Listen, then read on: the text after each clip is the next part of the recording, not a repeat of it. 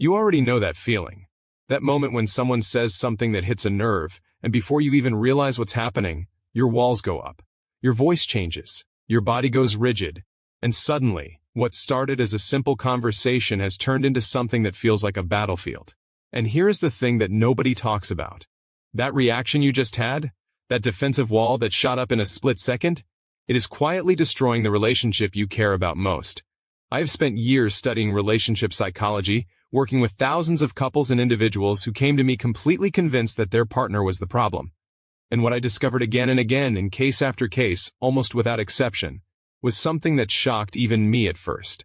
The problem was never the argument they were having. The problem was always one specific defensive reaction that kept showing up like clockwork, making everything 10 times worse. And before I go any further, because what I am about to share is genuinely going to shift something in how you see your relationship, I want you to know that we have a program linked in the description below this video. People who are exactly where you are right now have completely transformed their most important relationships using what is inside that program. But I will warn you, not everyone who needs it will actually take that step. Most people will watch this video, nod along, and go right back to the same painful patterns tonight. If you are not one of those people, check out the description. But first, let me show you exactly what is happening. Picture this. Two people who genuinely love each other. They are not bad people. They are not trying to hurt each other, but one of them says something, maybe a comment about the dishes not being done, or a tone that felt slightly dismissive, or a look that seemed like judgment, and the other person feels it somewhere deep in their chest, that familiar sting. And then it happens. Defensiveness. Not just any defensiveness, a very specific kind. The kind where instead of hearing what the other person is saying, you immediately shift into protection mode. You start explaining yourself. You start listing all the reasons why you are not wrong. You start bringing up other times when the other person was not perfect either. And while you are doing all of that, while your mouth is moving and your brain is constructing your case, the person in front of you has completely stopped feeling heard. That is the moment the relationship starts breaking in ways you cannot see yet. Here is why this is so much deeper than just getting defensive. When you go into that mode, your partner does not experience you as someone defending themselves. They experience you as someone who does not care about how they feel. Even if you care enormously, even if you would do anything for this person.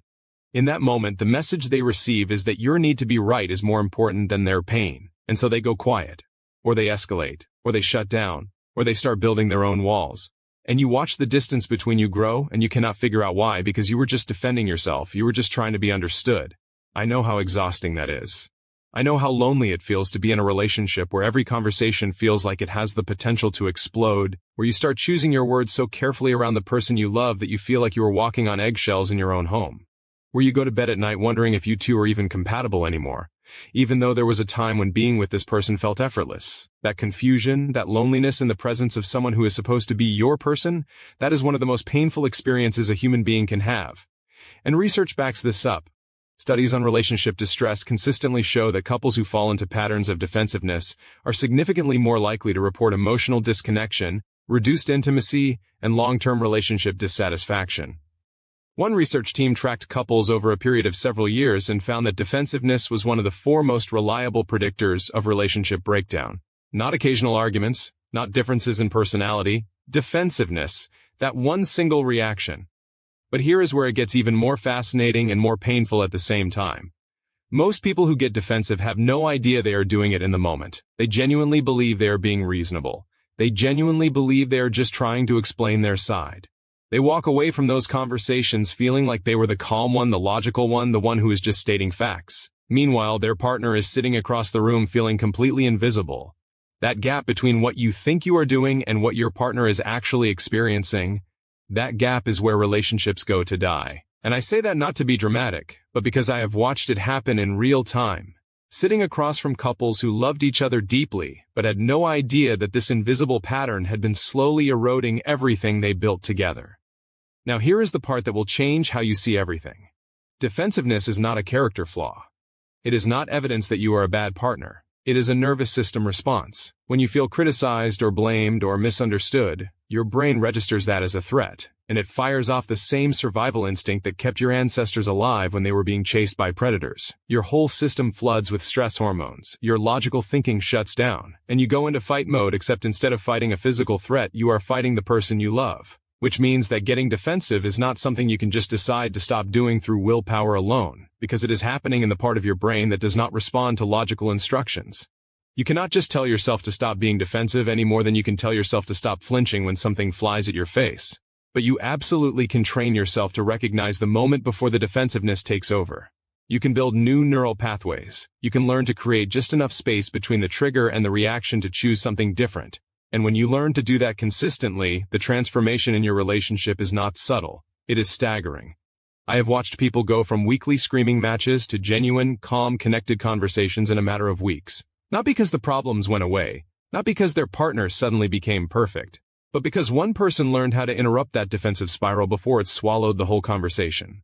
Think about what your relationship would feel like if the very next time your partner brought up something that bothered them, instead of your walls shooting up, you could actually stay present, actually listen, actually make them feel like what they said mattered to you. Do you have any idea what that does to someone who has been waiting to feel heard?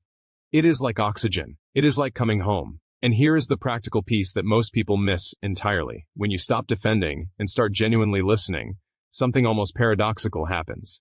The person who was criticizing you, the person whose words were triggering that defensive response, they soften. Because what they wanted was never to win an argument. What they wanted was to feel connected to you. And the moment they feel that, the whole dynamic shifts.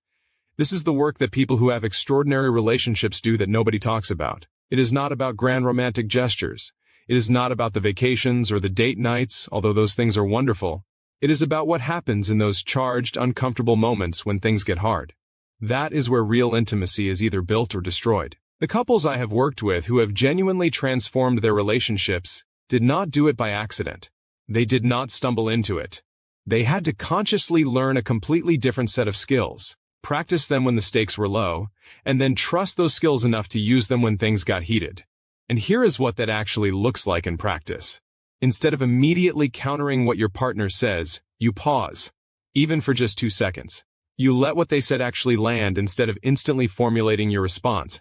And then, instead of explaining, you ask a question. What is it you most want me to understand right now? That one question, used at the right moment, has diffused more relationship crises than I can count. Because it does the one thing that defensiveness never can. It makes the other person feel like they matter more to you than being right does. Now I want to be honest with you about something. Reading this or watching a video about it will create awareness. And awareness is important. It is actually the first step. But awareness alone does not rewire your nervous system. Awareness alone does not give you the specific skills and the practice structure and the real-time tools you need to actually change the pattern the next time you are standing in your kitchen at 11 at night and things are getting tense. That is the difference between knowing and doing. And the gap between those two things is where most people stay stuck for years, sometimes decades, sometimes forever. The people who actually close that gap do not just know more than everyone else. They have a system, they have a process they can follow even when their emotions are running high, and they have support that meets them where they are instead of expecting them to figure it out alone.